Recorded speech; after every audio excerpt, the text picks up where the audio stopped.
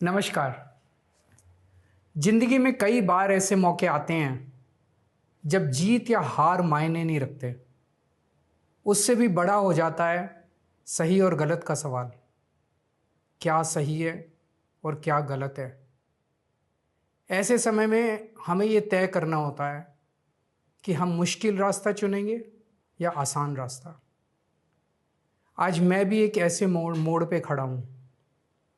आप सब जानते हैं कि मुझे एक झूठे केस में फंसाया गया, मुझे जेल भेज दिया गया, एक चुनी हुई सरकार को गलत तरीके से गिरा दिया गया, हमें कई महीने जेल में रखा, पर आखिरकार सच की जीत हुई। 27 फरवरी को अदालत ने मुझे पूरी तरह निर्दोष घोषित कर दिया। कोर्ट ने कहा केजरीवाल निर्दोष है, केजरीवाल ने कोई भ्रष्टाचार नहीं किया। कोर्ट ने सीबीआई की जांच पे ही सवाल खड़े कर दिए और जांच अधिकारी के खिलाफ एक्शन लेने के आदेश दे दिए। लेकिन सच का रास्ता आसान नहीं होता। सीबीआई ने तुरंत इस फैसले को हाईकोर्ट में चुनौती दी और ये केस जस्टिस स्वर्णकांता शर्मा जी के सामने लगा। तब मेरे मन में एक बहुत बड़ा सवाल उठा, क्या इनके सामने मुझे न्याय मिलेगा? मेरे मन में ये प्रश्न क्यों आया? इसके कई कारण हैं, पर दो कारण मुख्य हैं। पहला कारण ये कि आरएसएस की जिस विचारधारा वाली सरकार ने झूठे आरोप लगा के मुझे जेल डाला, जज साहिबा ने स्वयं माना है कि उस विचारधारा से जुड़े संगठन अखिल भारतीय अधिवक्ता परिषद के मंचों पे वे कई बार जाती रही हैं। मैं और आम आदमी पार्टी उस विचारधारा के घोर विरोधी हैं। ऐसे में क्या उनके सामने मुझे न्याय मिल सकता है? दूसरा कारण कन्फ्लिक्ट ऑफ इंटरेस्ट। कोर्ट में मेरे विपक्ष में केंद्र सरकार की सीबीआई है और जस्टिस स्वर्णकांता जी के दोनों बच्चे केंद्र सरकार में काम करते हैं। उनके दोनों बच्चे केंद्र सरकार के वकीलों के पैनल में हैं। हमारे सामने कोर्ट में दूसरी ओर से वकील हैं सॉलिसिटर जनरल श्री तुषार मेहता जी। तुषार मेहता जी दोनों बच्चों को केस देते हैं। उन्हें कितने केस मिलेंगे, कौन से केस मिलेंगे, ये तुषार मेहता जी तय करते हैं।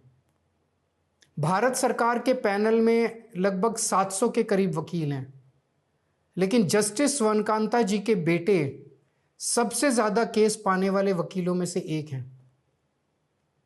उनके बेटे को 2023 से 2025 के बीच लगभग 5,904 केस डॉकेट मिले।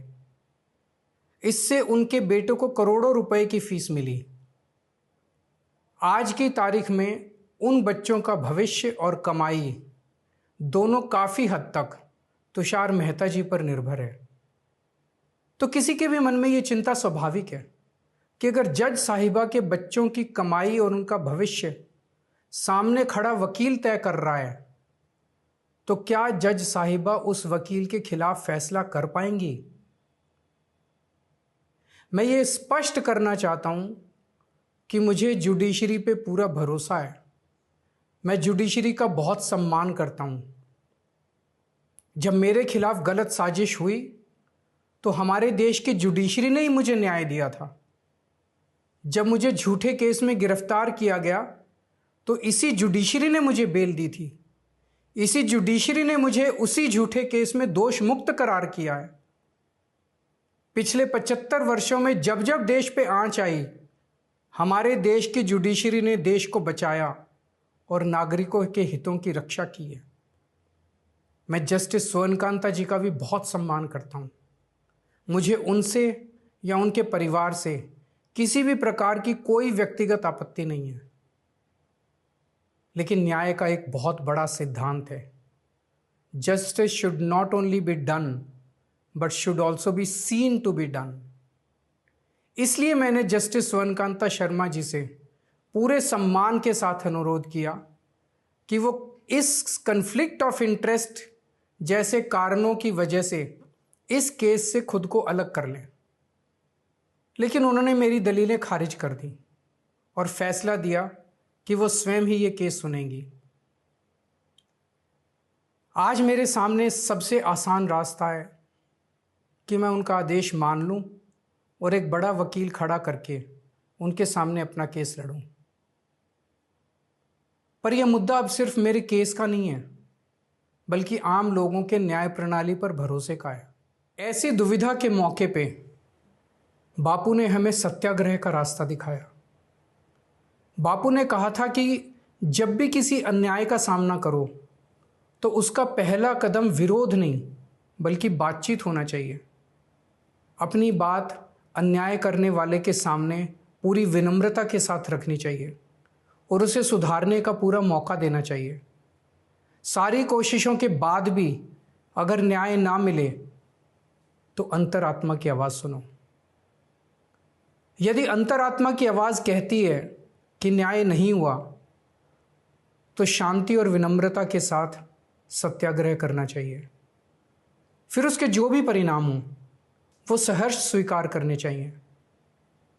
पर इस पूरे प्रकरण में अन्याय करने वाले व्यक्ति के प्रति किसी भी प्रकार की नफरत या गुस्सा नहीं होना चाहिए।